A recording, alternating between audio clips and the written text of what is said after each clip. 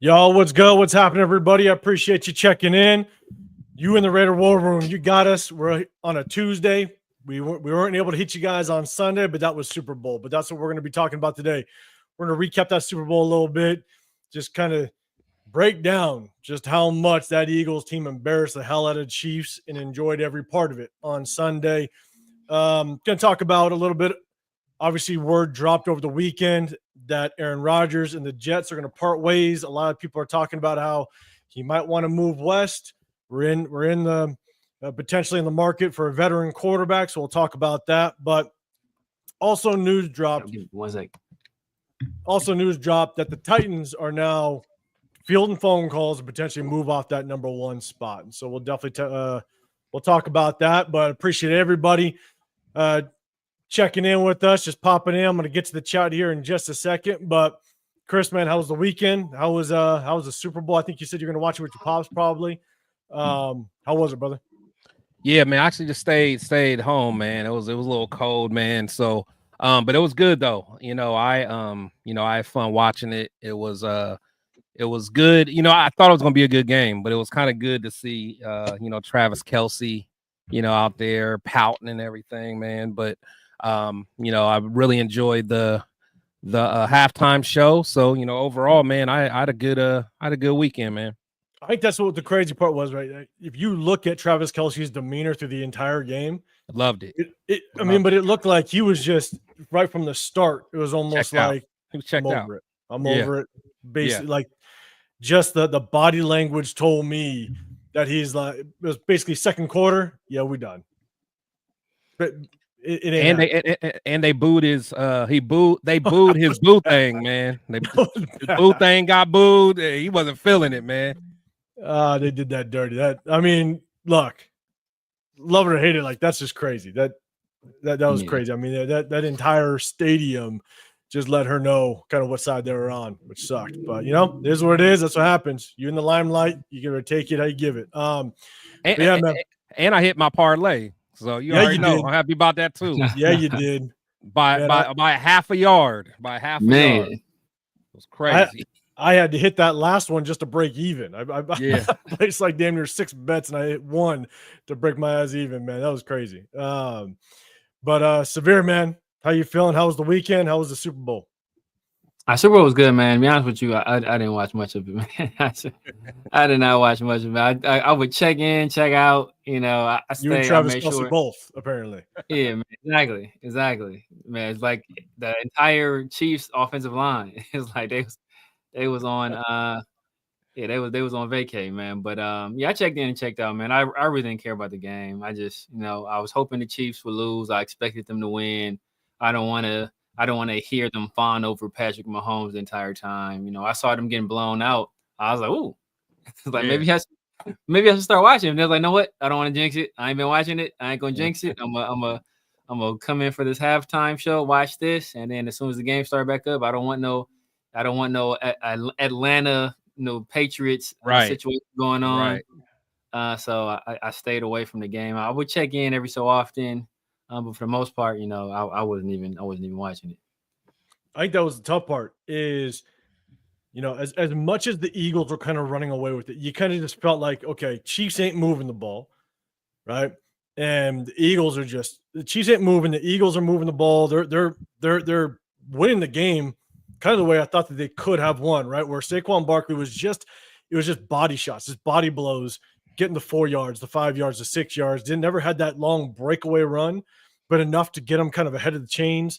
But I was sitting next to a Falcons fan, and it was like start of the third quarter, and he's just like, yeah, this game ain't over. He's like, I'm having flashbacks. I'm having flashbacks to Tom Brady beating us in the Super Bowl. And so but that was the crazy part is I think that the Chiefs just, as much as even going into the third, you thought, okay, when's that run going to happen? When are they going to push? Yeah. And the shit just never happened till what? Fourth quarter. And at that time, Eagles had some backups in. It just wasn't going to happen. And so it was one hell of a game. And Severe, to your point, you check back in real early and you're like, oh shit.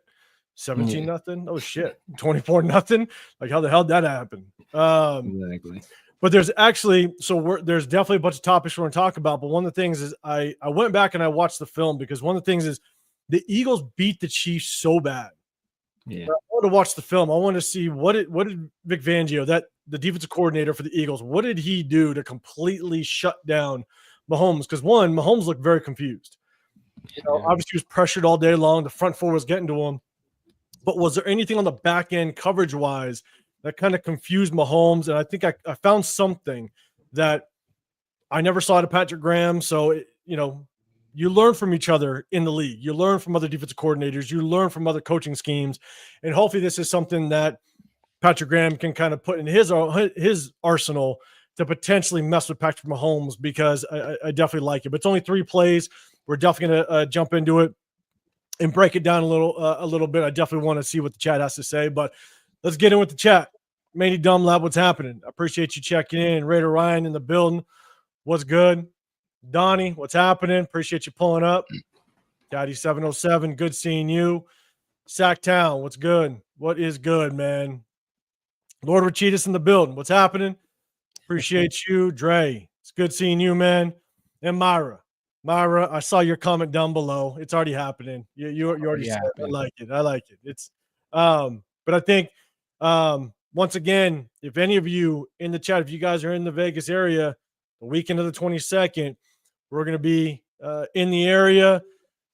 We're going to find out a place to possibly link up. Going to do a little bit of a meet and greet, put maybe a face to names, all that stuff. So let us know. Let me know in the chat if you're going to be in the Vegas area or around the area. We'll definitely link up. Definitely good to see some faces. SoCal, what's happening? Ja Raider, good seeing you, man. Appreciate you pulling up. Let's see. Sean Johnson, what's good?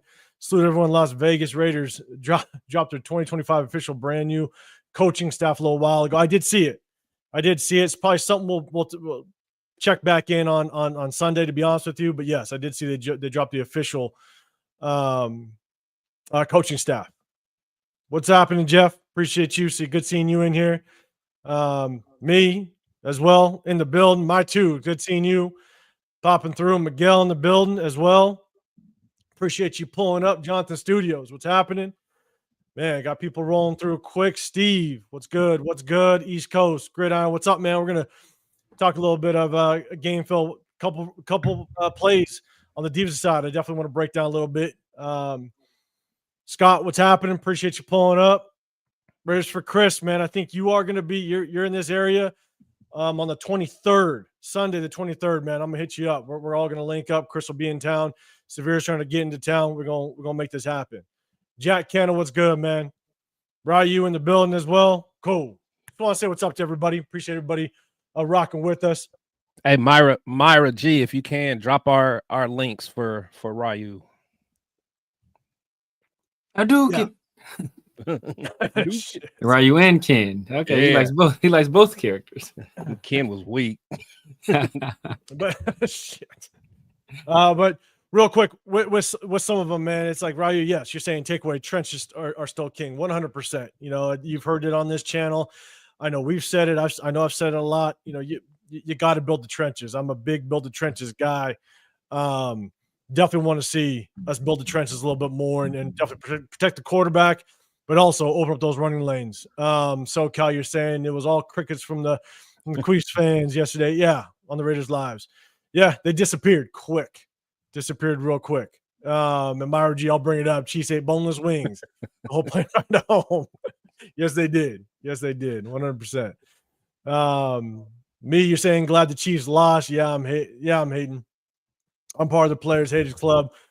Where all we do is hate. Yes, I'm telling you. But hey, at the same time, those Chiefs, hey, they deserved it. You know what I'm saying? They didn't come to play, and that's what they get. So they got a little too comfortable. I think that's what it meant. Yeah. Johnson Studios had a left guard starting at left tackle, just unleash the dogs. Yeah. I feel you, man. But salute to the chat, man. I appreciate you coming through. So let's do this. We're going to talk Super Bowl just for a second, but then I got a couple of clips. But that is the biggest thing, right? You talk about building trenches. That's where they won this game, without question. Right? That offensive line, it's one thing that I didn't overlook, but it's one part that definitely showed itself in the game was just how much bigger that offensive line was against Kansas City Chiefs. I mean, Chris Jones was non-existent. That quarterback sneak, the tush push early in the game on the 2-yard line. I mean, it's like the Chiefs didn't even get a push off that offensive line. I mean, Jalen Hurts, quarterbacks that sneak in from the 2-yard line, and Daimler got halfway through the end zone when he was done. I mean, took it to him. I mean, to say that they won that game in the trenches is an understatement. They absolutely dominated. Chris, I'll throw it to you first, man. What do you think the turning point or just the biggest factor of victory was for the Eagles? Yeah, I mean, you just said it, man. It comes down to the trenches. The Eagles, they have put priority on the trenches, whether they went and, picked from Georgia year after year. Georgia's had, one of the top defenses year after year, and they went and just, plucked them away. And I got to say, man, the Eagles they probably don't even win that game if they don't have Jalen Carter. If they don't draft Jalen Carter, that shows how important. That shows how, and it just had to do it. You had to do it. You had to do it. I mean, he looked. Chris just shut it down. Now he's just pissed. He's gonna be like I'm telling you, he's gonna have, as long as he stays out of trouble. That dude's gonna be Aaron Donald-esque, man. He's a menace. I mean, you gotta think the Chiefs. Well, Creed Humphreys, is he all pro or I know he's at least a Pro Bowler, right? The center. Yeah, for the Chiefs. And Trey Smith too. Yeah. Just move them boys around. I mean, he was just having his way with those guys, man. Yeah. We're talking about a second-year player. And that's what good teams do, man. They build up and like you said, the size of their offensive line. We've never seen Chris Jones just kind of get neutralized like that. I mean, he was still kind of doing a little bit, but he was getting so frustrated. I don't know if his knee was really hurting. I just think he said, "Forget this, I'm out."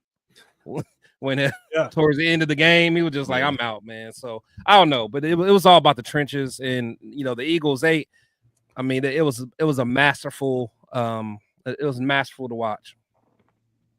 It was, and I guess you can't stress the point. And sometimes the examples kind of have to hit you in the face in real time to really understand how important it is you build through the draft. I understand a lot of people want to trade up last year and give away a ton of draft picks, but you look at what the Eagles did. They drafted Jalen Carter, right? This year they got Cooper DeJean, they got Quentin Mitchell. Yeah. They built that defense, through the draft, and you get some pieces in free agency. You obviously got to coach up, but you build through the draft.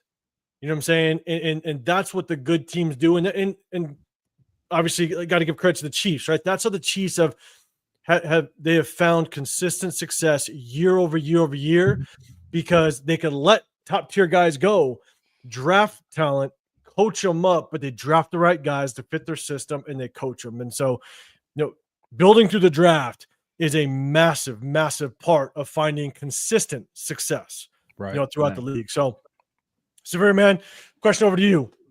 What was your biggest take on the Super Bowl? Even though you kind of popped in and out, what was your take on the Super Bowl and the key to the Eagles' success? I mean, the one thing I saw that was crazy was that the Eagles were getting a 50% pressure rate. That means 50% of the snaps they were getting the pressure or hit on Patrick Mahomes, and they blitzed 0% of the time.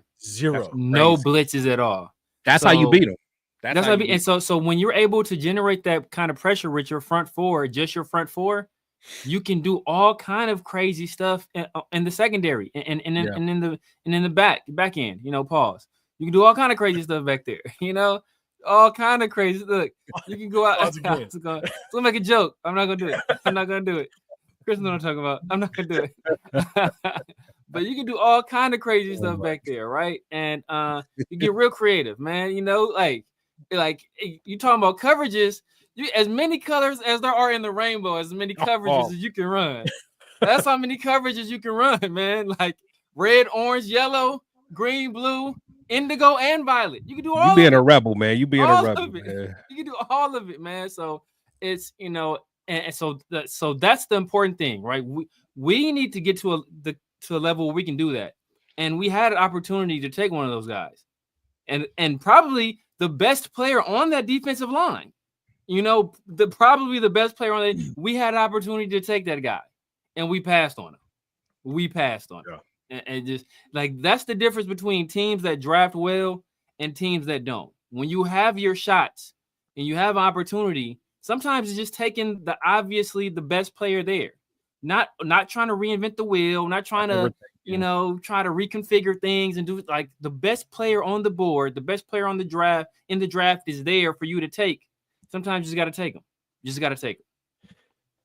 Yeah, and unfortunately, I think we have been an organization or a front office that a lot of times, more times than not, tries to outsmart everybody else. You think you're outsmarting everybody else by making stupid moves, whether it be like a Damon Arnett move.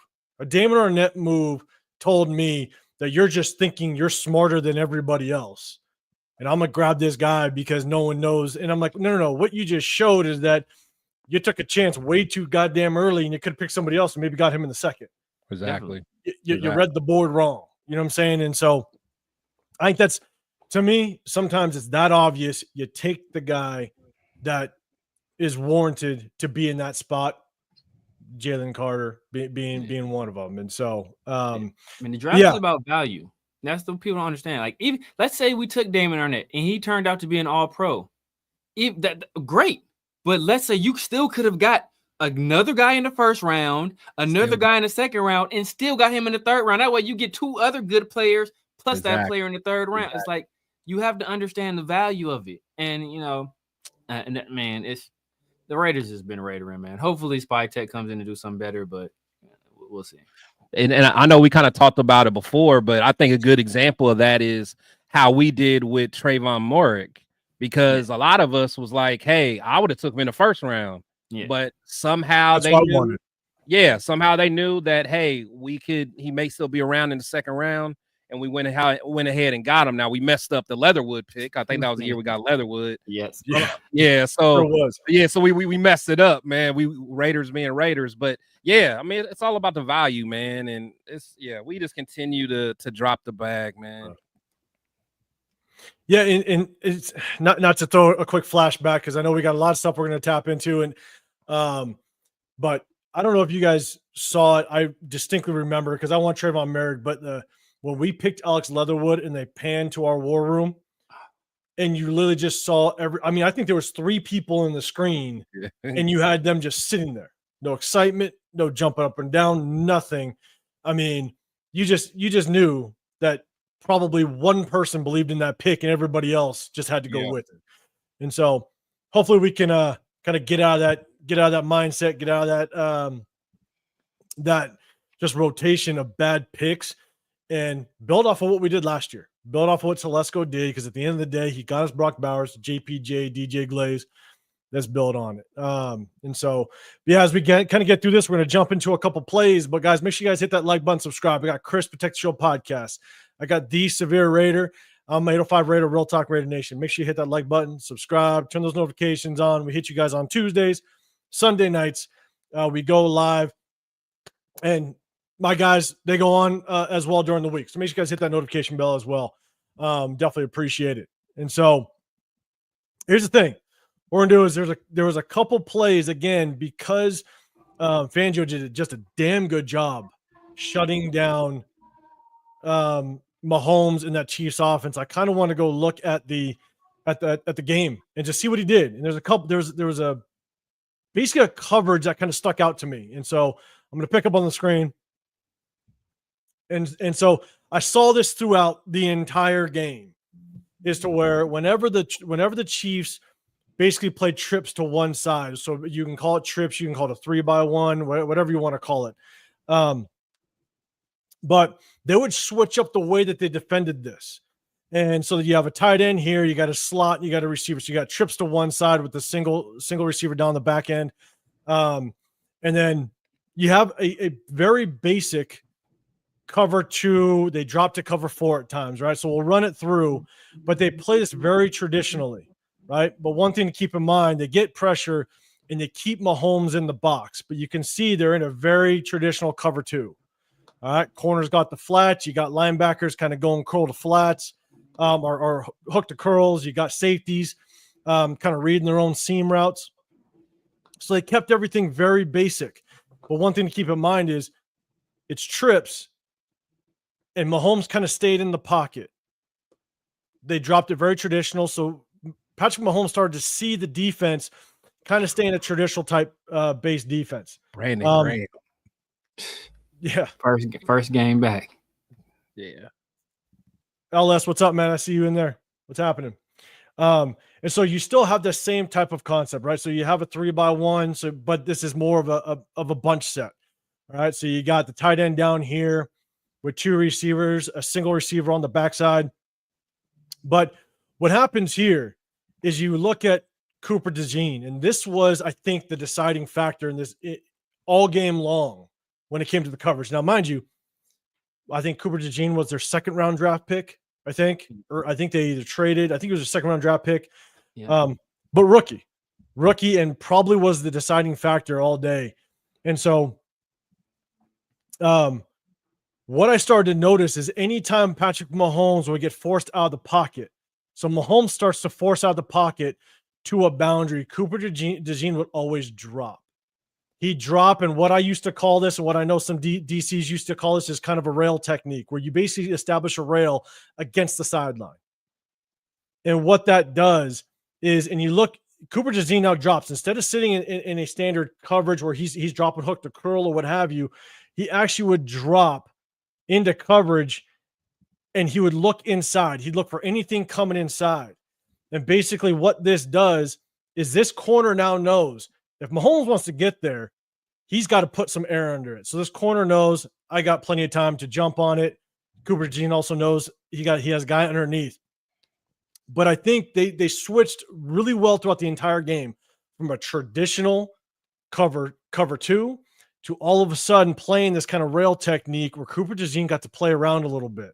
So run it all the way through. Mahomes rolled out. And I think you can tell whenever Mahomes would roll out, that's when Cooper DeJean, I'll run through one more time, would drop to this rail technique. And you can watch his eyes. He drops and his eyes go inside looking for anything crossing. And on the very next play, this is where it killed him. And so this is later, I think, still in the first quarter, but this is after a couple series. You kind of get this tight bunch set again. So a 3-by-1, 3 up top, single down below. And then you watch Cooper DeJean. As soon as Mahomes starts to bail from the pocket to the trip side, you watch Cooper DeJean bail. You see him, he bails into his coverage, and now they're stacked. Yeah. Mahomes ain't going here. This corner knows he's got to throw either through Cooper DeJean or over him. So this corner knows I could play soft on top. And I got him. You got this underneath coverage. You got this guy underneath, and all Cooper DeJean is looking for 2 things. One, he's already in the passing lane here. If Patrick Mahomes takes off and runs, he comes up and supports run. He's athletic enough where it's going to be maybe a 2-3 yard gain. Right. It's also 3rd and long. It's 3rd down too. Yeah. But now Cooper DeJean is just looking inside. He's looking for any crosser coming, and this is where they get him. And I think this is where them kind of playing around with coverage drop into a traditional cover 2 or even a cover 4. But then all of a sudden playing this rail technique, anytime Mahomes kind of gets out of the pocket and you see Cooper DeJean just jump and he gets it. That's nasty. That's nasty. And there's really nothing that receiver that's on top. There's not a whole lot that receiver on top can do because that corner is going to play deep. He's going to play deep and force anything underneath him, but he's going to allow the underneath. He's going to allow the underneath to develop because if Patrick Mahomes wants to hit that underneath route, he either needs to put it tight on the sideline or he's got to put a little air under it to that deep receiver, which allows that corner to be able to break on it. He just read it. I mean, it's nasty. Yeah. Yeah. We'll play one more time Right. through so everybody can watch it. But they did this throughout the entire game, and it was almost as if Mahomes just could not figure it out. God, that's some good coaching too. I mean, because he looked, you can tell that they've been practicing that. Yep. Just the way he was, he knew to get to a spot. He knew when to get to the spot. It's way he broke on that. That's some, that's fire. We'll play it one more time through, but they do a really good job. Quentin Mitchell does a hell of a job, kind of just playing on the back end of DeAndre Hopkins. Yeah, because Cooper Jardine doesn't pick it. Quentin I'm about to say got hands on it. Got it. Yeah. So it's a thing of beauty. You guys know both rookies too. 2 rookies. Yeah. I know. Yeah, their defense gonna be stupid for the next. Stupid. It's gonna be. Jalen Carter only in year 2. They both rookies. N'Kobe Dean is what? N'Kobe Dean is year 3. Like 3. Yeah, like 3. Yeah. Jordan Davis year 3 is Nolan Smith. What his second year too? Yeah, something like that. No, they just got picked up Bond, so I'm sure they got like him up for a few years. Like, man. Yeah. And look how even the linebacker, just how he was calling it out. Number 12 was that for 42? Just a communication. Yeah, just and this is they basically made the Chiefs break a simple tiered concept on offense, right? So you have a tiered concept when it comes to the passing routes, right? So what I mean by tiered concept, you got one guy going to the flats, you have one guy technically going deep, but you kind of have to break that because this corner is going to play so far off because he knows that Cooper DeJean is playing underneath him. So he's going to take away any underneath route. So this corner can continue to bail all he wants because he knows he has help underneath. And then you got this crosser that's supposed to expose kind of right into this vacant area. So it's a tiered concept. You have a short route, intermediate, and a deep route. And this coverage breaks all those rules for the offense. And so Mahomes was thinking this crosser should be open. He sees linebacker has the running back going the flat. He sees that this corner's playing deep. So he's got the deep man. And so Mahomes automatically thinks, I'm going crosser. But for some reason, he just doesn't see Cooper DeJean. And this defense breaks those rules for the offense. And Patrick Mahomes just couldn't figure it out. Yep. So, and part of it is that, when you force them to one side of the field, you compress everything. So, it's only like those windows get a lot smaller. Yeah, beautiful. So it's one of those things where at the end of the day, that I hope Patrick Graham takes a little page out of this book a little bit, you know what I'm saying, and tries to implement that because Andy Reid's going to look at film and he's going to obviously have his counters to it. But again, I think that pass rush definitely forced Mahomes to get that ball out quick, and he struggled to just kind of see it in real time. So, yeah, gotta love it. I want to just kind of point that out because I saw it all throughout the game that they were playing that coverage and they were mixing it up back and forth. Whenever they saw trips, they kept going back and forth out of that coverage and definitely messed with Mahomes. And so, but next up, hey, salute to the chat. I appreciate everybody coming through. Make sure you guys hit that like button and subscribe. That's a little dose for those of you that haven't seen us throughout the season. We kind of break down film a little bit during the season after our games, and I definitely want to do that. Just because, again, Eagles shut them down, and I kind of want to get an idea as to how they did it. That's just a small dose of what I was able to see, and so want to jump on here and talk to you guys about it.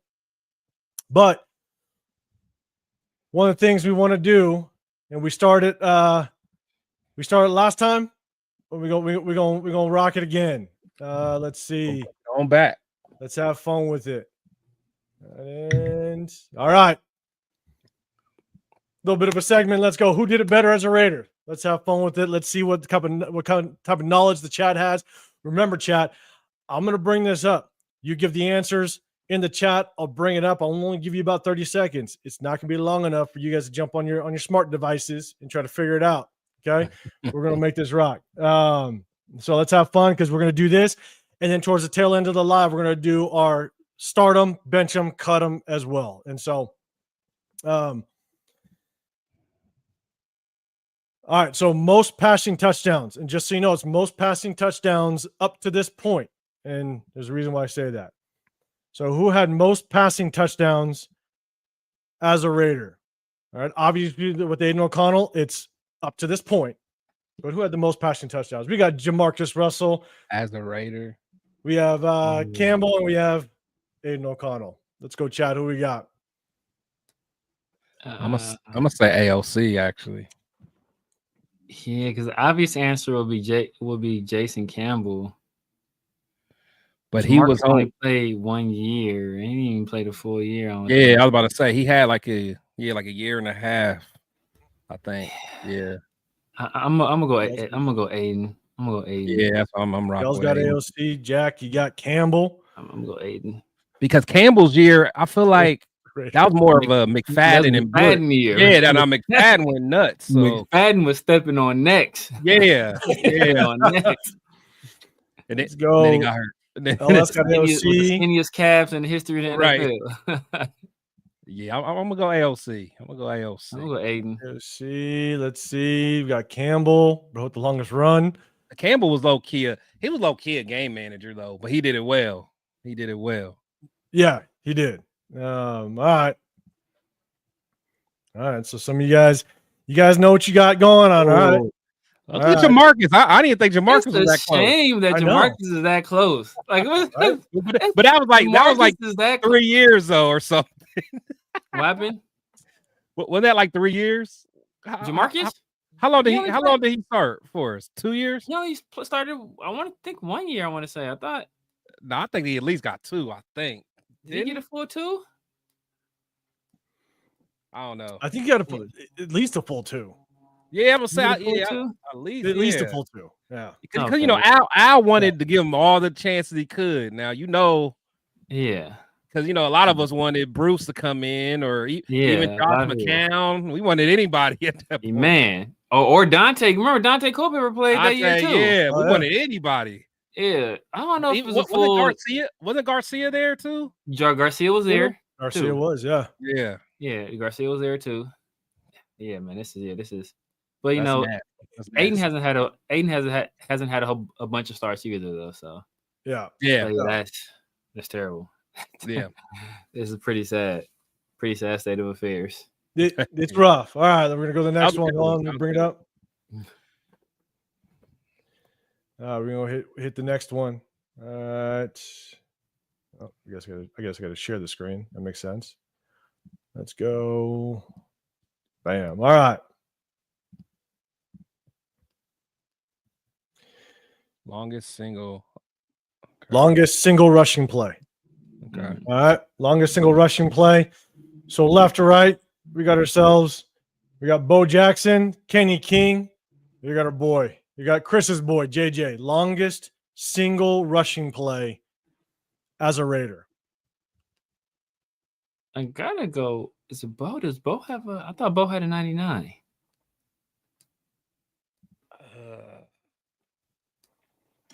Miguel's got Josh Jacobs. I don't think he had 99. He's got Bo. It's Bo or Jacobs, because I know because Jacobs he had that one long run against the Seahawks. In Seattle, the game winner. In overtime. But I feel like Bo had a 90 plus though. I want to say. So, EC. You guys making up names in this, all right? You guys had names. You guys had people. Terrell Pryor. The answer is D. Terrell Pryor. Dre's putting Latavius twice. He's like, hey, I want to see Latavius on it. I gotta go. Yeah, Bo. But Bo had a long one, man. Bo had a one against Seattle too, right? When he ran through through the tunnel. Yeah. It got to be Bo, man. You think it was Bo? I do want to say Bo. But for some reason, How long was that? Why should be Kenny? Why should be Kenny King? I know. I'm going Kenny King. I put some respect on Kenny King. I'm going Kenny King, man. Oh Kenny man, King, bro. Give it to Kenny. I'm going Bo. I'm going Bo. That's We got Bo. We got Kenny King. I'm going Bo. I'm gonna give it to Kenny King, man. Don't go to Kenny. Hey, you know, 805 trying to get us. You know, he trying to. Exactly. Let's see what it is. Oh, 92. Okay. Yeah, Bo. okay. Oh, Kenny King with the 89, yeah, though. 89. Yeah. Yeah. It was close. Okay. He's chipping. So, yeah, man. That's kind of, again, guys, in the beginning, we'll kind of do that. And at the very end, we're going to do our start 'em, bench 'em, cut 'em segment as well. And so, but appreciate it. And yeah, me. Told you. All right. LS, yeah, you close. You close, big dog. Appreciate you. Billy Davis, what's happening, man? Desmond in the building, what's happening? Desmond, what's up? So next up, real quick, let's talk real quick about the news that dropped over the weekend. Aaron Rodgers, right? Aaron Rodgers parting ways with the Jets. There's some rumblings that he wants to move west. And so obviously we're either going to get a quarterback in the draft. There's a good chance we might look at free agency. Aaron Rodgers is going to be obviously a free agent at that point. And so I want to talk a little bit about what your guys' thoughts on Aaron Rodgers. Potentially, one, should we take a shot at him and bring him in? And should we prioritize him moving forward? And so I have my opinions, but I definitely want to shoot out to my guys first. So Severe, what's your thoughts on Aaron Rodgers? And chat, let me know. Let me know whether you guys want to see us bring in Aaron Rodgers. Either you're a yes, no, just let me know, and I'll definitely bring it up. But Severe, I'll throw it to you first, man.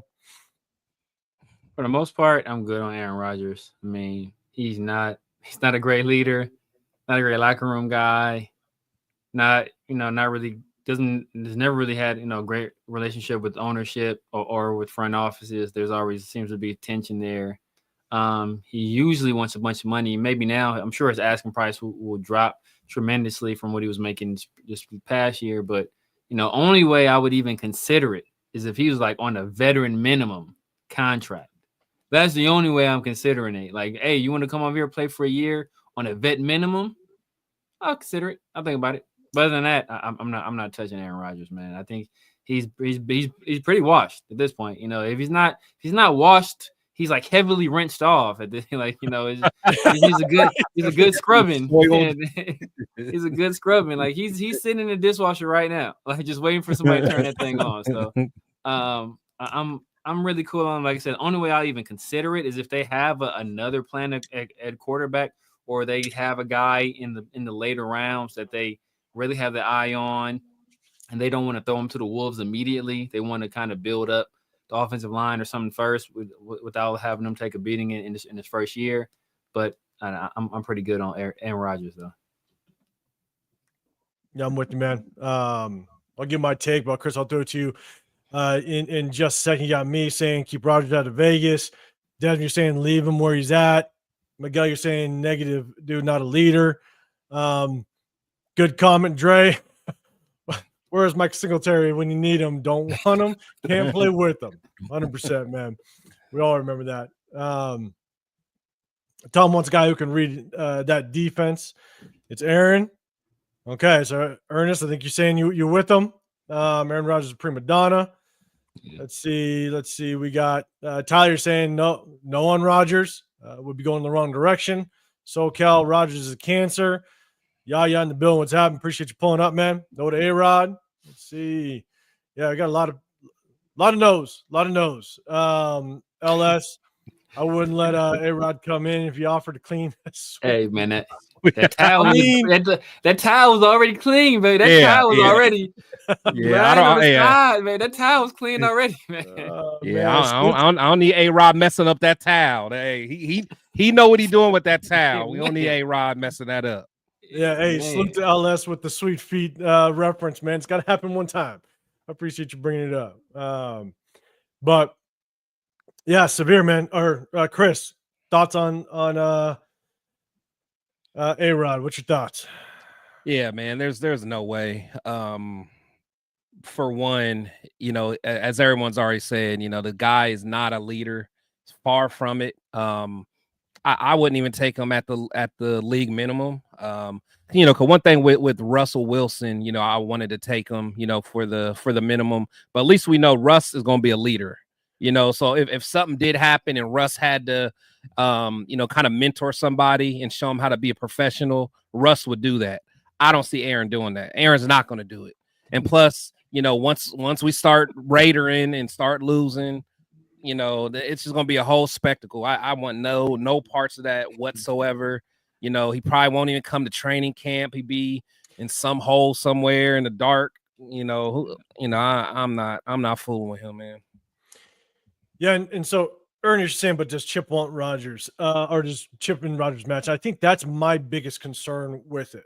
Is you had Chip Kelly and his concerns with his ability to interact with the players and reach and be that player's coach. Obviously, I think that's what Petecarroll is going to help with.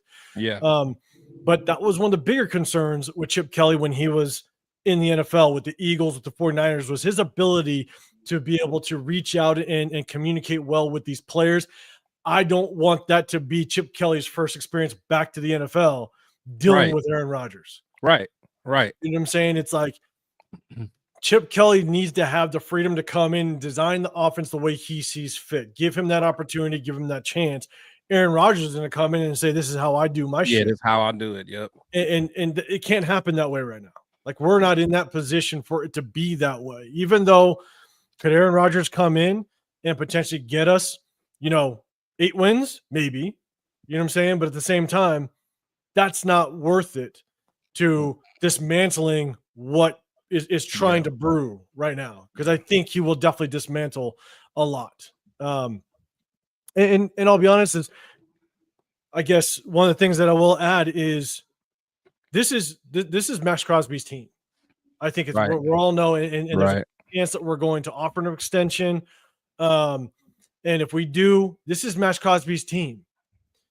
When Aaron Rodgers enters the building, he is going to pull the air out of everything.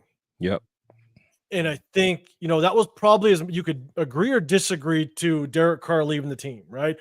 You can agree whether he was the guy or not. You can agree how it happened or disagree how it happened, whatever it may be. I think one positive that definitely happened when Carr left the building was leadership. It was no longer Carr's team or Carr's leadership.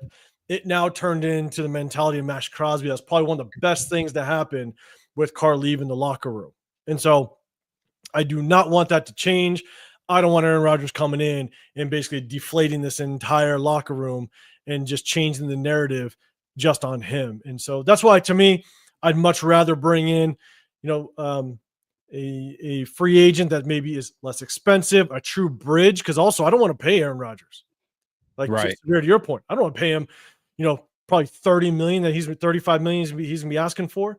Right. I mean, sorry, ain't happening. I know we got salary cap, but not for him. And at the same time, he's maybe be around for a year, maybe 2. He's not going to be the one that's going to prep the next quarterback. He wants nothing to do with it. Exactly. That's my problem right there. That's my problem. I'd rather go see what Geno Smith up to or something like that. Something. Good old Geno. Geno. So yeah, and I think that's the overall consensus is that I don't think a lot of people are high on Rodgers. And so Rodgers comes more with baggage in LAX. Yes, he does. And I think there's something. I think actually someone just put in the chat. I think there he is. He can be the McCaffrey, the QB for the McCaffrey show. But I heard that there was issues with that. I heard that apparently the Jets didn't want him to continue with the McCaffrey, the McAfee show. And apparently that was an issue. And so, yeah, for the most part, I think a lot of people aren't on him at all. And so, oh no. All right, Jack. I'm gonna look before we get to the next question. All right, I'm gonna let Severe have a little fun with this one. And so, and look, I might have a little response to it, but Severe, share your thoughts on Justin Fields. Yeah, I would rather call up Jason Campbell looking like Soul Glow from Coming to America. I'd rather let him take his record back from Aiden O'Connor. I'd rather let him add on to that 19 touchdowns. I would rather call up Tyrod Taylor. Hey, babe, Tyrod, what you doing? Come on back. Come on over here. What's old boy that was playing bad in the preseason last year that we had to cut? Brown, Doodoo Brown, was it something? Oh, Anthony Brown. Anthony Brown. I'd rather call up Anthony Brown. He fumbled twice on the same play, man, or something like that. Look, I'm not touching Justin Fields. Not touching it. Mike Singletary. That was somebody said earlier.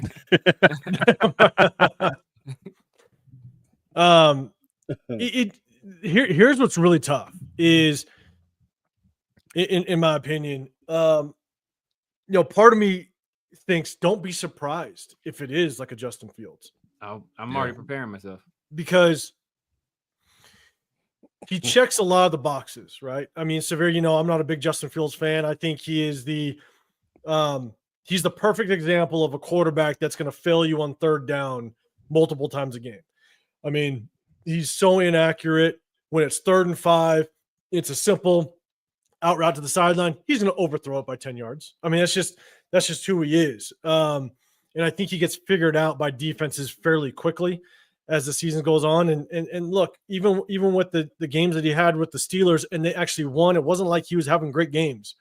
He's throwing for 150 yards. He does a lot with his feet, but that only gets you so far in this league. And so, but here's my thing is that if we do draft a quarterback early and we need someone that's just going to basically be the starter to allow that other quarterback to have a decent transition, a learning period into the NFL, and Justin Fields is our starter for the first 8 games. Now, I guess my thing is don't be surprised if it does happen. Now, Justin Fields is not the guy to teach the next quarterback. Justin Fields needs to learn his damn self. And so there's no way that he's going to be the guy to teach and be the mentor of the other quarterback. And maybe that's because I don't know. Maybe it's Gardner Minshew that's going to help teach the other quarterback. Gardner Minshew maybe can't do it on the field so much, but could he be a mentor? He could. But I don't think he's on the roster at that point. But don't be surprised if Justin Fields actually is the guy, because he's going to be a cheap solution. He can come in for 8 games, be the starter, and let the next young quarterback kind of have an easy transition into the NFL. Not that I'm a fan of it, but again, don't be surprised if it actually goes down. And so, Chris, do you have anything to say on that as well? I know we all know how. Yeah, I'm about to say I don't hate Justin Fields as much as Severe. I don't. I mean, I don't necessarily want him to be our quarterback, but I don't. So Severe has a deep rooted hatred for the man. So I'm just gonna let that slide. I digress. Here's my thing is Tad, you're saying I say we give Sam Darnold a 3-year deal for $90 million, with the last year being voidable, and draft Howard, Dart, or Milrow in the 3rd. I think based on my opinion, if you bring on Sam Darnold, I think Sam Darnold, one, is going to ask probably more than that, right? Because he's the hottest free agent quarterback on the market. And 2, if you bring him in, he's not going to want just a bridge title or here temporarily. He's going to want to be your quarterback for the next 6, 7, 8 years. And so he's going to want that probably 5-year contract from somebody. And he's the hottest free agent quarterback in the market. And so I don't see 3 years, 90 even being possible, in my opinion. You guys agree, disagree? Yeah, I agree. Because I think, what was the going rate for it seems like 30. That was like the going rate a few years back. I can't see him taking in 30. Like you said, he's pretty much the hottest name coming off his best season of his career. And at the end of the day, we know how that drives prices up. That's how Carr got his first deal, his first big deal, really playing well, when you're in that contract year. So He might even have a small little bidding war. So yeah, he'll get way more than 30, I think. I think so too. And then EC, you're saying Justin Fields was 4-2 at the trash show line, Najee and a bum play calling. He was 4-2, but they had a damn good defense over there. Their defense won them most of those games. And you go back and look at what Justin Fields actually did. He didn't have to do much to win those football games. So I wouldn't take that record and think Justin Fields was the reason why they won those football games. I think he threw for over 200 yards in 2 games he started. I think one of them was against us, I think. And no, he didn't even throw for 200 yards against us. No, they just we turned the ball over a bunch, and then they ran the ball down our throats. I think he threw for like 1 something, but I think he threw for less than 150. Right, it was bad. He's never he's beat us. I want to say 3 times. He's never had a good game again. They never had a good passing game. Like even the first time he beat us, he went like for 100 and something yards. I think one of the games he threw for 300, he lost. I want to say. I forgot who they played. And the other thing to keep in mind is those first 2-3 games, defensive coordinators are trying to figure out what that offensive coordinator wants to do with them. That's why you see a lot of backup quarterbacks that get a start, and all of a sudden they find success for that 1 game, maybe 2, and then they come back down to earth. Because offensive coordinators or defensive coordinators are trying to figure out what does that OC want to do with this new quarterback. And so it takes a little bit for DCs to kind of figure it out. Again, that's why you see a lot of quarterbacks backups find success for 1 or 2 games and then drop back down. Yeah. And so I think that's kind of what happened with Justin Fields those first couple games. And so I appreciate everybody in the chat. Make sure you guys hit that like button, subscribe, turn on those notifications. Got Chris, Protect Show Podcast. I got the Severe Raider. I'm 805 Raider, Real Talk Raider Nation. I appreciate everybody popping in with us and checking on Tuesdays. We try to hit you Tuesdays and Sundays. And Matt Flynn. Matt Flynn. And so what's Jeff George doing right now? Oh my God. Jeff George. Hey, what about Matt McGloin? Man. Yeah. Good old Matt McGloin. Call up your boy Bruce, man. See what he doing. Right. Hey, I was an emergency quarterback one time. I could throw a couple. Don't you worry, guys. I'll just sit at the gates down the street. The practice facility is down the street from me. So I'll just sit at the gates a little bit. At this point, see if Sweet Feet got a 5-step drop in him. Some versatility with him. That drop is gonna be clean. That's what I'm saying. Nothing else. Gonna be clean. That 5-step drop. The towel flapping in the wind as man. It was nice. Definitely worth clipping that one. Severe, real quick. Nazo's got a question. Would you take Daniel Jones over Justin Fields? Ooh, it's a good question. I may take. I think the only thing Justin Fields has is he's younger. But I'll probably take Daniel Jones. Probably not by much though, is he? Probably not by much. No. Yeah, I'd rather Daniel Jones. I mean, Daniel Jones is going to the playoffs and won a playoff game. People talking about Derek Carr. When's the last time Derek Carr won a playoff game? Oh, never. So Daniel Jones, people want to hate on Daniel Jones. He actually won the playoff game. And I ain't gonna lie. I don't know if I said it in our last show, but Daniel Jones might actually be somebody that could work in Chip's system. He would. I know people don't want to hear it, but he could work. So I don't know. Not saying I want him, but that could be a possibility. Yeah. Did he end up signing somewhere? Where'd he sign? Cowboys or something? Did he go to the Vikings? Was it Vikings? Oh yeah, Vikings. Yeah. Vikings. I know. He's over there with Kevin O'Connell too. Kevin O'Connell over there shining them up. He knocking some of that. Man, you see what happened to Baker? Look, see what happened to Baker. What happened with Baker? People was out on Baker. And Baker went to. Nobody wanted him. He went to where'd he go? Carolina, and Carolina cut him. Carolina Rams. Then he went to the Rams. It was under Sean McVay for a little while. Sean McVay shined him up and sent him over to the Buccaneers. And what happened? Cooking. Sean McVay shined him up just for us on 2 days' notice to beat us on a Thursday night. God damn it. That was stupid. But all right. Next, we're going to talk about the Titans. But before we do, because the Titans talk is going to be potentially trading off that spot. That's gonna be the last. But let's get into this next segment. Let's have fun with it. All right. So this is what we're gonna do. Let me make sure I share that screen. Bam. All right, here we go. All right, chat. Start them, bench them, cut them. All right, start them, bench them, cut them. And this one, this is for all the big boys out there. We're gonna have fun with this one. Let me just so we all see it. Remember, if you guys there's gonna be a letter to every single player, and so just put the letter and just put start them, bench them, cut them. All right, so let's see it. We're breaking out the big boys today. Oh, Let me go again. My bad. What's the name? What's his name? Big Gilbert? What's Gilbert Brown? Yeah, Big Gilbert Brown. Yeah. All right. So we got Vince Wilfork left, Gilbert Brown, and big old Tony Saragusa.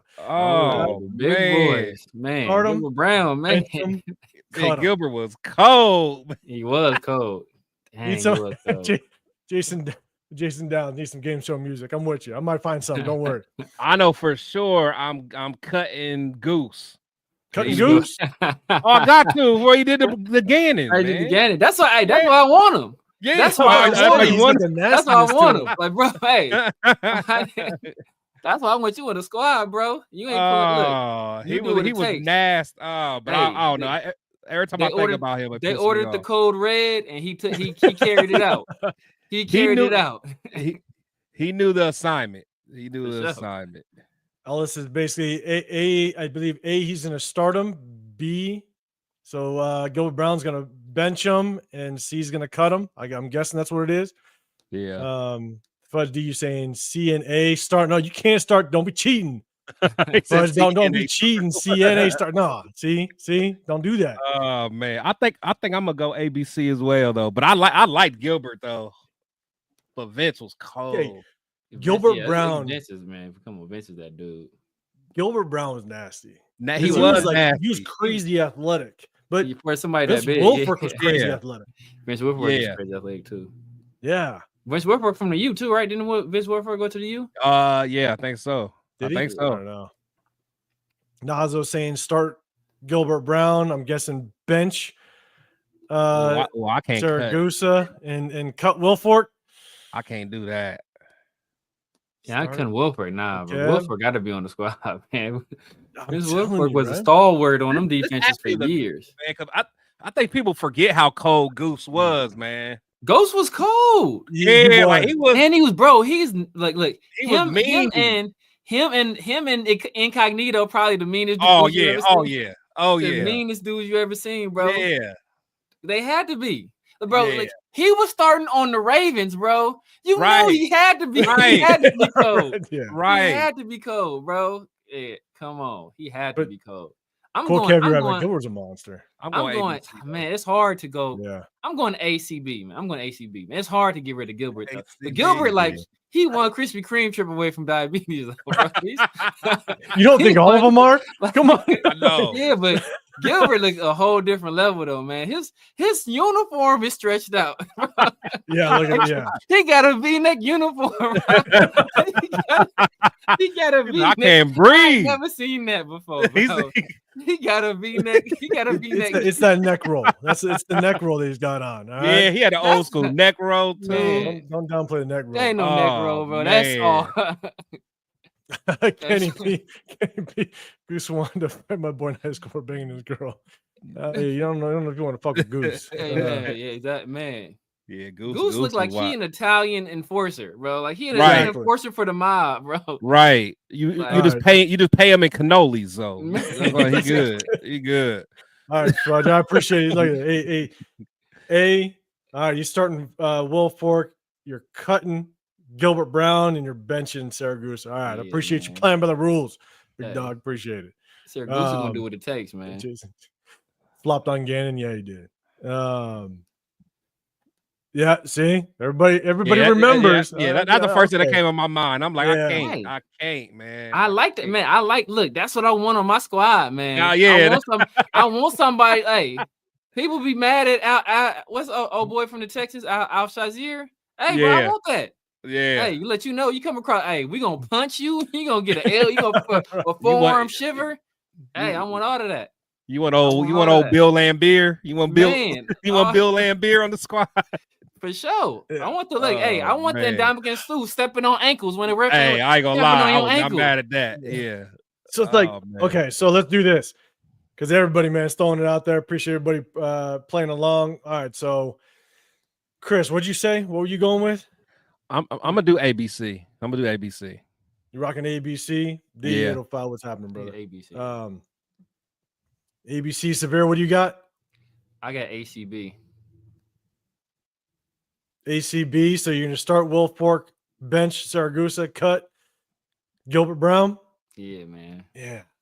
That's gonna say you 2 lockers right there. Couldn't go right at least. Right. You know what would have been crazy with this is what if we took out Gilbert and put in before he got lazy, Hainsworth. He's starting. Hainsworth starting, bro. Yeah, Hainsworth. Prime Hainsworth. Yeah, he Hainsworth. was Hainsworth starting. It's but prime then, Hainsworth. he got that money, man. He got that money and got. What do you go to the Titans? He went to the Titans and didn't do a damn thing. Didn't do a damn thing. But before that, he was unstoppable. I think I'm going ACB. As much as I like Gilbert Brown, I mean Gilbert Brown was just nasty. Yeah, but like Saragusa would put your dick in the dirt. Like he would literally. I mean, he wanted to hurt you. Yeah, literally. Yeah. And Vince Wilfork, man, he was just an absolute athlete. He was an athlete of a big man. I mean, crazy. So he got a couple like interceptions, didn't he? He returned. He cribbed one. Yeah. So that's it. All right. So that's that one. Go back to the big screen. I'll set up the next one. All right, one more. And I like this one, obviously, because you guys know I'm a make sure it's the right one. You guys know I'm a linebacker at heart. But here we go. Window bang. My guy Slade Norris up there, Striker Sulak. Miles Burris. All right, here we go. Let's see. So linebacker. Start him, bench him, cut him. Trevor Scott. Oh. Start him, bench him, cut him. Well, that's a tough one right here. I'm telling you. This a tough I think I'm cutting Luke. I think I'm comfortable cutting Luke. Luke Kuechly though, man. Luke was a bad boy, man. But them other two are elite athletes. Yeah, true. Remember, like Urlacher damn near was the fastest dude on the Bears at one point. Yeah, he was a converted safety. Yeah, he was a converted DB. Yeah, man. 805 in the building. You're saying, all right, so you're starting Urlacher, you're benching Willis, cutting Kuechly. All right. We got LS. You're starting Willis. Man, Willis was a bad man too. Willis was cold, man. Willis was so cold. And then you got Urlacher on the bench, cutting Kuechly. All right, that's 2 cuts for Kuechly. Yeah, I got it. I'm going CAB. He was cold, man. Yeah. You going cab? You going cab? I'm going cab, man. I'm going cab. Cab. Urlacher was just he was like the first middle linebacker that was just moving like that. For as big as he was. Oh, so I guess I'll state this, Jason. It's everybody in their prime. Let's put it that way. Don't worry about injuries. It's basically prime. You're assuming best health. Like, man, Luke Kuechly's so cold though, bro. He was so good. Oh, he was so smart too, man. Yes. That's what was separate. He was cold. He was smart, dude. And he was picking stuff, bro. He was taking stuff. He was picking stuff and taking it to the crib. But was he ever the best linebacker? Like when he was playing, though, I don't think he was ever the best. I think he got some first team All-Pros. I want to say wasn't he Defensive Player of the Year one year? Kuechly, I think he did get it. I thought he got Defensive Player of the Year. Did he?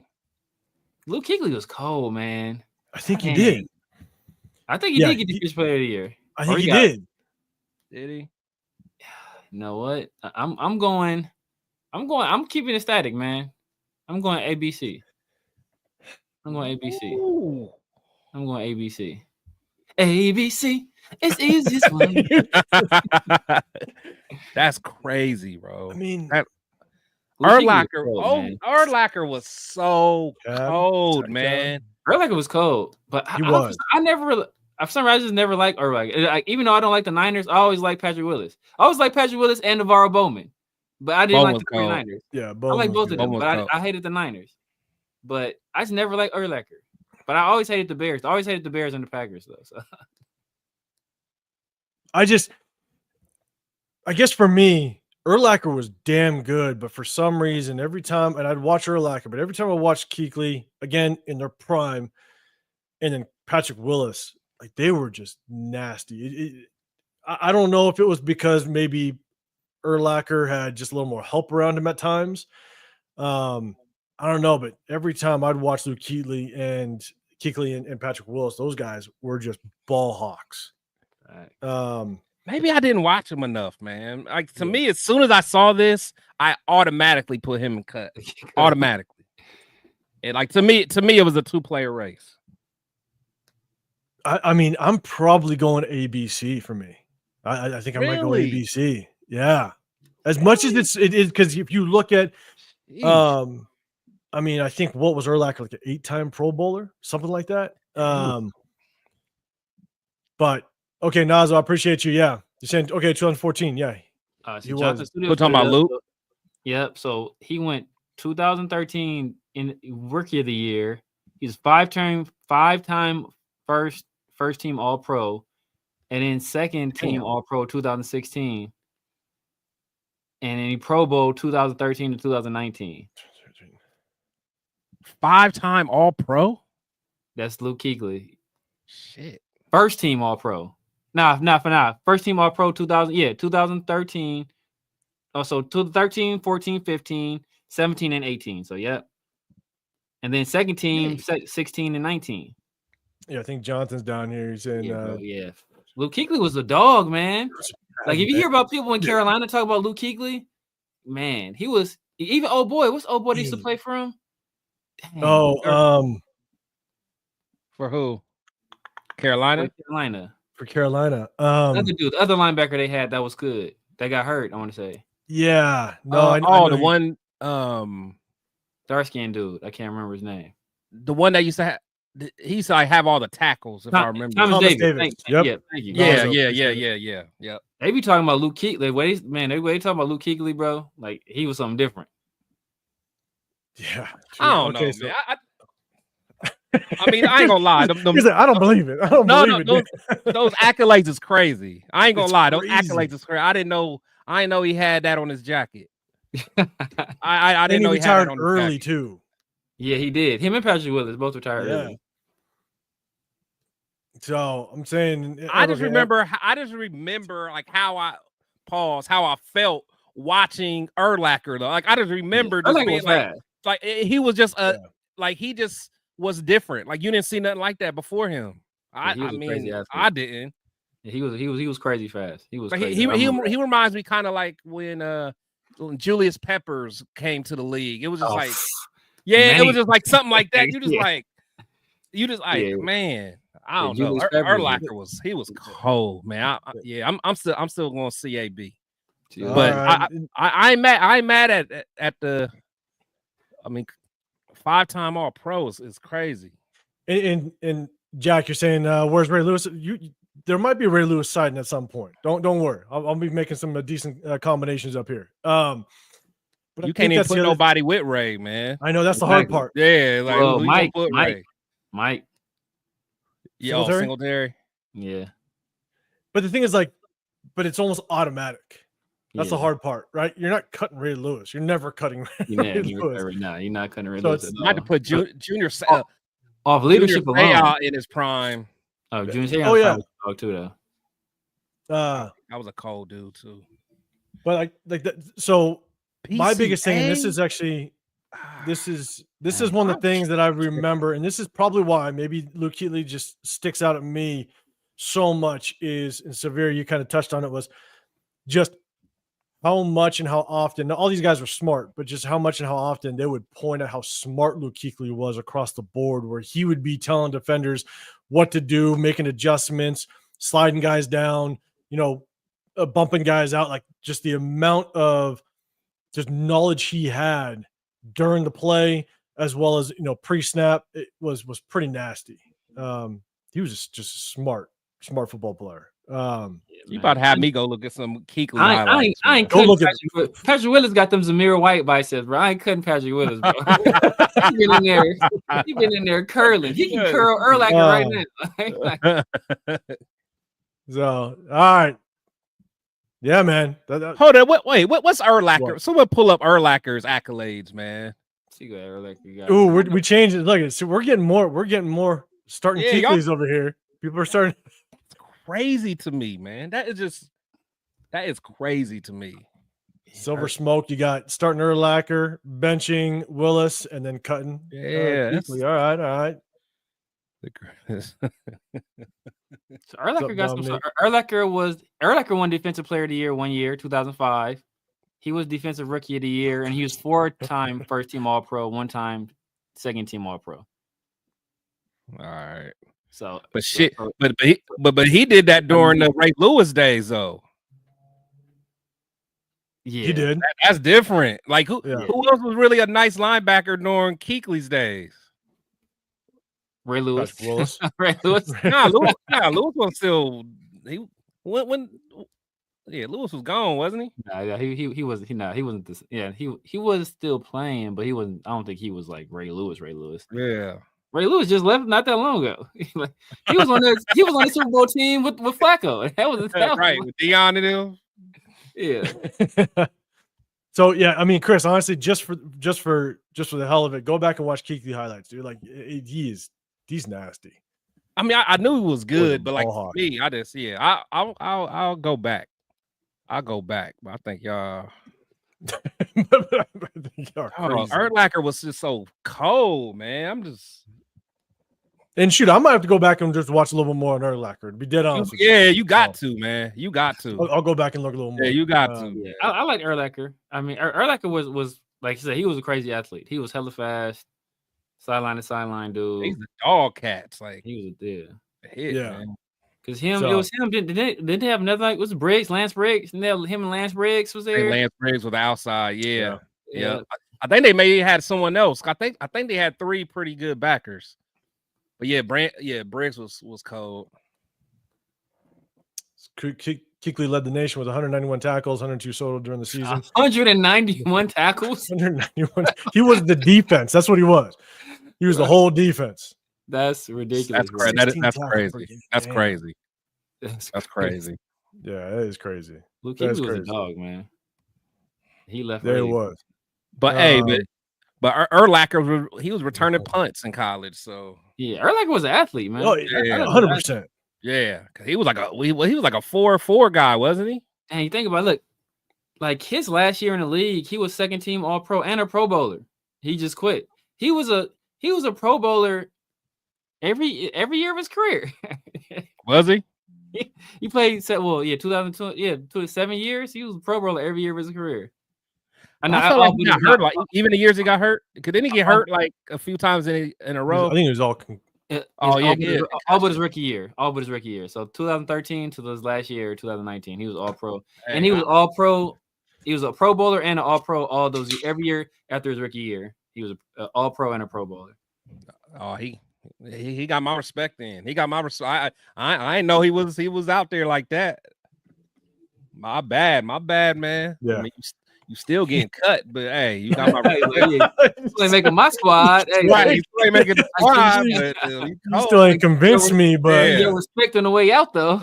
right. We ain't gonna give you a locker away to no bum. Whoever gets your locker gonna be somebody. Right. But no, that was a good one though, because like I said, I would have never thought. Yeah. No, hey, but appreciate everybody in the chat, man, participating. So hold on, 805. So what did you end up with? What did you say yours was? You said ACB? Mine was ABC. Oh, ABC. Oh, you did ABC? Yeah. Okay, so y'all both did Petecarroll's ABC? bad, Okay. man. I got to keep Kuechly around, but then I'm putting Urlacher. Urlacher's on the way out for me, Chris. On the way Jason out. Downs. Don't hype up Cool Kev, man. Don't get him going, man. Don't get Cool Kev going, man. Exactly. Hey, put Rolando McClain on there and watch your choices stay the same. I'm about to say, hey, I'll find a stat. Don't worry. You might see him. I'll find a stat. Your choices stay exactly the same with Rolando McClain up there. Oh man, McClain. I swore McClain's gonna be a dog, man. Nick Saban was hyping him up like he was about to be the best linebacker he's seen, the best linebacker he's coached. Yeah. I was like, bro, we about to have a Hall of Famer. Right. But the thing is, he started off okay though. You know what I'm saying? Because he started off all right, but it was just bad. But it's because he got paid. Yeah. He started getting those game checks, and he was like, "Oh shit, man, that's what happened." Yeah, suplex. It's happening. The suplex man himself. Oh yeah. Like I was so hyped. I was so hyped when he did that. And Mendola's still having nightmares about that.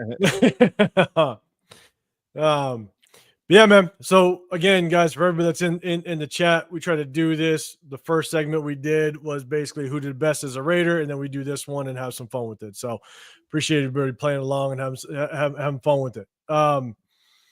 And real quick, I think where was it? Daniel Kim, you did ask this question. We'll jump on it real quick for you, man. You said pre-discussion, would you guys trade for Milton?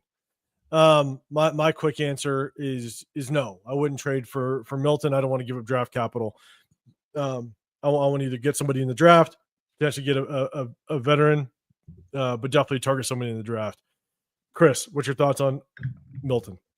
No, I've never been high on Milton, except right out of high school. I was like, oh, he's gonna be cold, and then as you guys know, I take a lot of my takes from college and what I remember from Michigan and stuff, and he was just trash at Michigan, and it never left my mind. So I want no parts of him.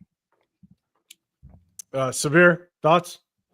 I'll take a flyer on it, depending on what they want. It's like a 6th, conditional 6th, 7th, something like that. Something like that, maybe. If it's anything higher than that, I'm not doing it. And it'd be no value for them to do anything with that, because I think they drafted them in the 6th round, right? So yeah, like 5th or 6th. Yeah. So if they're not getting a higher draft pick than where they drafted them, and they're not gonna do it. So I see no point in doing it. If you want to do a swap, Aiden O'Connell for him, and maybe we get back a 5th. Right. I'll be down for that. Oh, would you? I'd be down for that. Swap Aiden O'Connell. Swap Aiden O'Connell, get back a 5th too. Get Aiden O'Connell. Yeah, get him. Yeah, getting that 5th back. Or a 6th. Shoot, man. Ain't O'Connell. O'Connell might get cut. He might get cut. We got him in the 4th. Yep. So getting a 5th out of him. Yeah. Yeah, because he's not gonna work out in Chip's system. So yeah, he may not even make the team. I don't think. I'm with you, but yeah, I'm just not a big Milton fan. Obviously he had that great game against the Bills, but against a bunch of backups. You know what I'm saying? And so that's tough to kind of hang a hat on that one game. And so real quick, Jack Cannon, before we get to our last topic, you're saying put your GM hat on. Who do you want as a vet quarterback? If we were to bring in a vet, and again, it's I'm looking at if we bring in a veteran, I don't want to spend more than I'd say 20 mil on a quarterback. I don't know if he'd take this. I'd probably be okay with bringing in someone like a Russell Wilson. Yeah. If we did bring in a vet, but again, that's if he would take that, around 20 million. I don't know if that's going to be what he'll accept, but if we go vet, that's probably who I'm looking at to potentially bring in if we did bring one. Chris, are you thinking the same thing? Yeah, I was about to say that's kind of where I've always been. I think Russ could still run that offense pretty well, and again, I think he would be a good leader and a good mentor for whoever we get to kind of hand the keys over to him. Yeah, Severe, thoughts on that one? If you're looking for a guy to start, it will probably be Russ. If you're looking for just a guy to be like a mentor, a locker room guy, then Jameis. Mm, Ooh, you want Jameis? mm. Jameis is cold, man. Jameis is the best teammate in the league. I was about to say he probably is the I- best teammate. He probably is the best teammate. He is the best teammate. God damn it. The distraction. Just Like, do as I say, not as I do.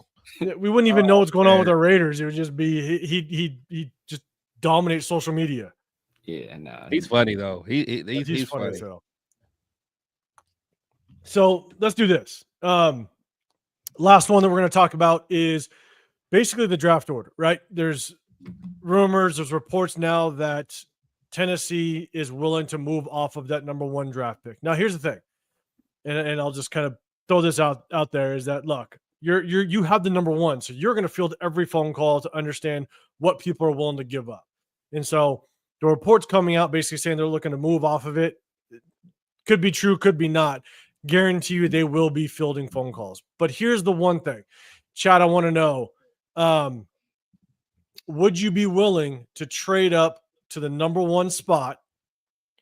And who would you get if you did? Because I know there's a lot of people that are high on Cam Moore. There's a lot of people that love Shedeur Sanders.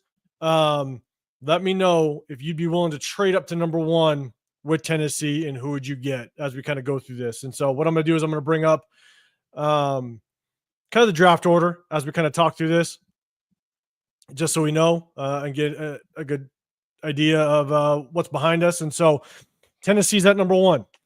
Okay. What are the teams do you guys think would actually move up? Alice, you're saying absolutely not. Jack Henry said don't trade up. Jess, you're saying Cam, but would you trade up for Cam? You said Wes says I'll trade up for Cam. And so question is, we're at 6. Do you think there's another team behind Tennessee that would be willing to trade up to number 1 with Tennessee? My first reaction, if we're just looking at the teams in front of us, I could see New York potentially trying to hop Cleveland if they're high on a quarterback. Yeah. That would be my only guess. Yeah, they would be the only one. Yeah. Because New England, we know they're good. Yeah. I can see New York doing it if they're going to draft, if it was to draft Cam Ward, because I don't think Deion going to let Shedeur go to Cleveland. So, so if Tennessee takes Cam, Deion is not letting Cleveland touch Shedeur. So, I think they'll be good. I think they'll be good at 3. But if they want Cam Ward, then they have to move up. The Giants or the Jets? Oh, the Severe, Giants. The Giants, yeah. The Jets, I don't think the Jets do it. I think it's tough, man, because the Jets, I thought that they were going to try to groom Jordan Travis a little bit, but I haven't heard anything about Jordan Travis really having much of a chance over there with the Jets. I'd like Jordan Travis when he was at Florida State. Obviously, he got that brutal injury, so it looks like maybe he's not kind of in that running. So I'd be curious if the Jets are truly they move off from Aaron Rodgers. I don't know what their draft that was one of the things I wanted to look up was everybody's draft capital, but I think the Jets might have a good chance at moving around if they do want to get their guy. So I guess just touching on it for myself, I don't want to move up in this draft. I don't want to trade up. I don't want to give up any draft capital. Yes, we have 2 number 2s. We have, I think, 3 number 6s. I don't see anybody that I'd be willing to move up for. Because what do you guys think it would take for us to move up with Jacksonville or New England? I mean, are we giving up another first to move up to with New England? Yeah, at least. Are we giving another number 1? Yeah, at least 1. Even Jacksonville? Jacksonville, maybe not. Maybe not Jacksonville. I don't think with Jacksonville. Because my thing is Jacksonville's obviously not going to pick a quarterback. But if the Jets or I guess if you look behind us, the only other team that could potentially go after a quarterback is New Orleans. If Carr's no longer there and what's his face, the new kid from the Eagles, now that Saints head coach, yeah, Kellen Moore. if he's not high on Spencer Rattler, they could be he might want to get his guy. So behind us, the thing is with the Saints, though, I think they're still in cap hell. I can't see them giving away draft picks, knowing that they're going to have to build through the draft for sure. So I don't know. New Orleans, no, they might stay put. Honestly, yeah, I could see them staying put. Yeah. And so, but that's the thing, is I can see the Jets potentially wanting to move. And so let's say, like, I'm a Cam Ward guy. I like Cam Ward. But in order to jump up from 6 to maybe 5 with Jacksonville trying to stop New York from potentially jumping us. Yeah, shit. Do we have to give up at least our second? I would assume you'd have to give up a second. Yeah. And then maybe one of our 6s. But how many move up? How many 3s we got? Do we got 3 3s or 2? 2. So maybe we can package something and get back in the second round if we really wanted to. Yeah. If there was someone there that we really wanted. So, and that's the thing, is that, Tennessee's willing to move off. The New York Giants could potentially move up with them. They're probably making some phone calls to jump over Cleveland to potentially get their quarterback, because Cleveland can get Cam Ward, and so New York might want their quarterback, and the next team that's outside of us that needs a quarterback looks like the Jets, possibly New Orleans. After that, there's nobody. There's not a quarterback needy team after that. Chicago's doesn't need one. San Fran won't need one. Dallas, Colts, maybe the Colts. Yeah, I think they might move on from AR. They'd be smart to do that. Yeah, I mean, or at least, have them at least compete. I mean, they won't cut them though. Yeah. Yeah, but will they trade up though? Because Shane Steichen is still there, so yeah, they want to trade up. I'm curious. Obviously Will Howard being, and Jack, you're saying Purdy's a free agent. I think San Fran's going to bring him back. I'm going to pay him. Yeah, they won't pay him.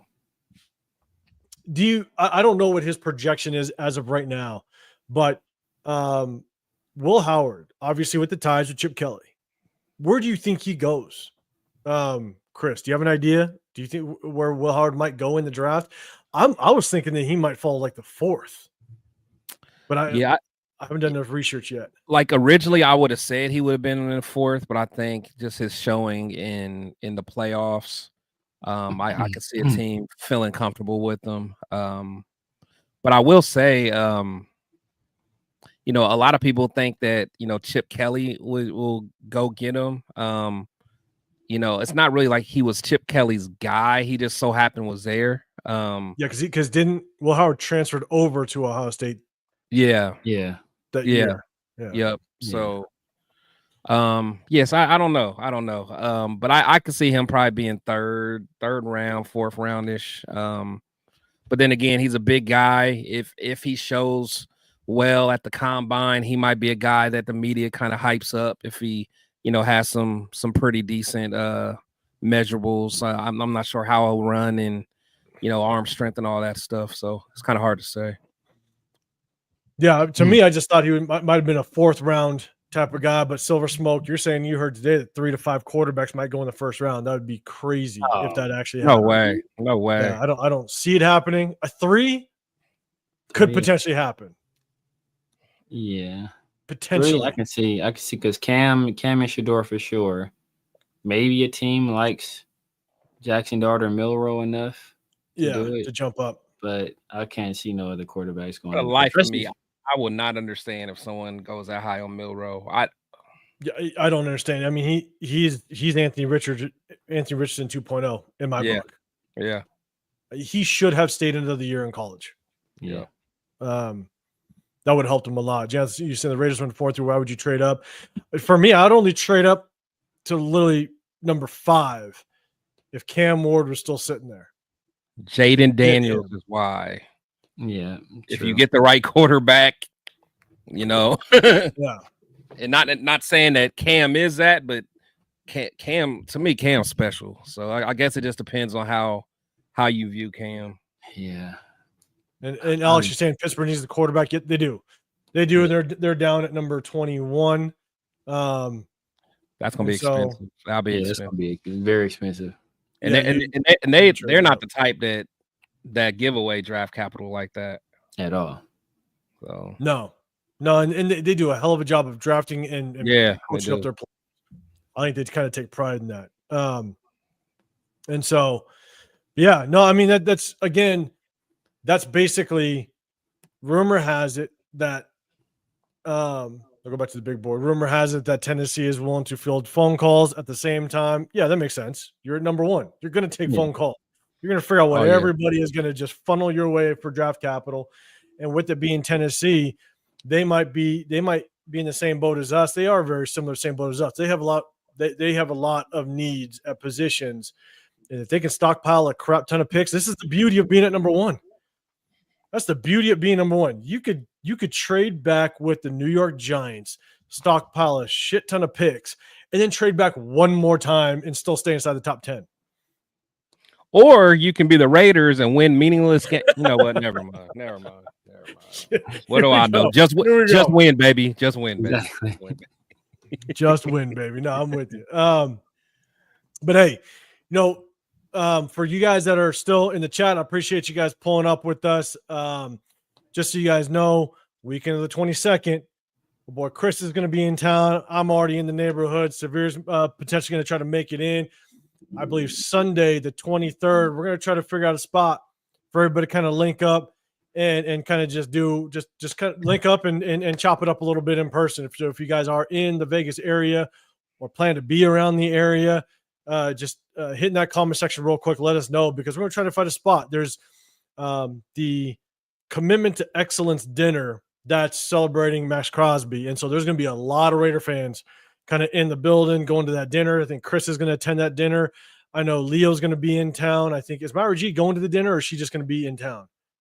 I think she might be going to the dinner. I'm not sure. With her uncle that lives out there, so I'm not sure. Got it. Okay. So we're going to be around. So February 23rd, Sunday, we're going to find a spot. We're going to link up. If Severe can make it in town, we might do a live in person and just kind of, have fun with it. But at the end of the day, let us know if you are going to be around the area. Again, February 23rd. We'll keep announcing it on our lives, and we'll let you guys know once we kind of solidify a location. I am looking into potentially talking with some of the super fans like Power Raider and some of those guys, and see if they want to link up and join us as well and have a little get together on that Sunday. And so have a couple drinks, talk some Raiders, and have some fun the off season. But I appreciate everybody coming through with us, checking in. Again, we hit you on Tuesday evenings. We hit you on Sundays, man. And we can't thank you guys enough for tapping in. We got, we got 805 Raider. I'm Real Talk Raider Nation. Got Chris Pixel Podcast. Got the Severe Raider. Severe, real quick, let everybody know kind of what they can expect from you and then what's happening. What's going on, man? Y'all know what it is. The Severe Raider, YouTube, IG, X, Snapchat, TikTok, all that good stuff. Every Tuesday, Sunday, rocking with my guys, the Raider War Room. Then, Tuesday evenings, the 50-50 show. And then Friday nights, Around the Shield. If you guys want to hear somebody talk a whole bunch of shit, I'm your guy. I'm your guy. a little bit. Don't lie to the people. Let's see. Oh, as Vegas locals, will this be in Henderson? It's in Henderson. The event, that dinner's in Henderson. I think, Chris, you're going to be at the M Resort. We're going to find a spot local. So, Mava, man, if you in town, let me know. Hit us up on social media. You got Chris at Petecarroll Podcast. _805 Raider on most of my IG social media handles, and so hit us up, message us. I think Chris, Raiders for Chris, man, you're going to be in town, so we're definitely going to let you know what's happening. But February Sunday, the 23rd, we're gonna find a spot and link up. We're gonna make it happen, man. It's definitely gonna be good to see some people put names to faces. Chris, man, let everybody know what's happening with you and what they can expect from you. Yeah, Chris from Protect the Show podcast. You can find me, on pretty much all the platforms. I have this, of course, the Raider War Room with my brothers. And then I'm going to have my show on Thursday, which is a Shield Talk Thursday. And then I also just started, doing something. It's not going to be live, but starting a weekly, it's called the Raider Wire, the Raider Nation Weekly Wire with my brother Dub Raider. So we did our first one last week, so it was just kind of knocking the rust off, but it's usually gonna be like a 15 to 30 minute just video, just kind of high level to help people just kind of get just some weekly news, maybe people that aren't into such the details, but it's good for, someone that wants to understand the Raiders kind of layman's terms and stuff like that. So definitely be on the lookout for that. Yeah, man. For myself, I'm 805 Raider Real Talk. My channel is Real Talk Raider Nation. I mainly link up with my guys Tuesdays in the Raider War Room, Tuesdays and Sundays. I kind of do my own individual videos. So if something happens, I'll jump on and try to just kind of give my takes. But this is my opportunity to chop it up with these guys. I respect these guys. They know what they're talking about. We try to hit you guys with as much knowledge that we have, but at the same time, we know, especially when we go and review film throughout the week during the season, we know we got people in this chat that know what the hell they're talking about too, and we learn from them as well. And so we definitely love getting the feedback and definitely seeing you guys rock with us. So again, just remember, and I think, God, I just had it up. Where was it at? Dub Raider, you in the building. Make sure you guys go hit him up as well. Chris just gave a little bit of a shout out. You said you might have to do a wraparound trip. So, man, if you want to come back out or what have you on Sunday, man, let us know. Myra G, she knows. Going to be in that building weekend of the 22nd, but we're going to try to link something up, set something up for Sunday, February 23rd. So hit us up on social media or check back in with us. Hit that notification bell. Check back in with us. So we'll announce it when we do solidify a location and time, and we'll make it happen. So again, I appreciate everybody rocking out. Matt, if you're saying you're in yeah, man, that's perfect. And so near Inspirada, I know where it is, man. I'm up by I'm in basically Seven Hills area, right next to Coronado High School. So I'm right there, right around the corner from you, man. We're gonna try to find a spot that's somewhat close where everybody kind of has a central spot, so nobody's driving 45 minutes just to get there. We'll try to find a good spot, so man. But definitely check back in with us. We'll let you know. But appreciate everybody rocking with us on a Tuesday evening. Make sure you hit that like button, subscribe on your way out, hit that notification bell so you do know when we go live. We'll hit you guys on Sunday. Make sure you guys hit us up. We appreciate all you guys. Have a great rest of your week, and we'll see you guys on the next one. We're out.